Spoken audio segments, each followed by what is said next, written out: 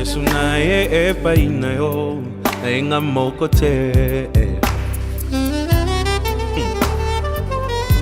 Moto na memi epai na yo motema elingi ye. Na yebi azana ba faiblesse qui me fait mal au cœur. C'est parfois insupportable. Qui fait mal à la tête. Ça attriste même le Saint-Esprit. Mais na kuti epai na ye quelque chose de bien qui m'attire tellement.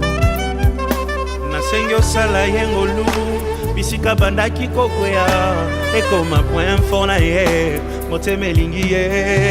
Ye oyo bolingo ndanga ye oyo nalotaki yango na ndoto losambo efuti penga aza motu ya konanga ye osunga poto umela ye.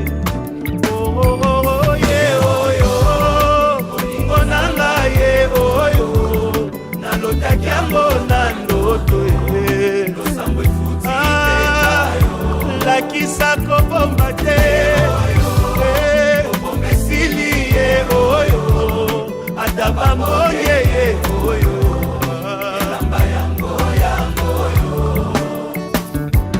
Eglise kokoko moto bomoni pembende ndembuma losambo na ngai nzambe apesi penga yo oyebi nalingi bino ye pe nalingi ye mingi aza motu ya konanga mbosambela topambwama ye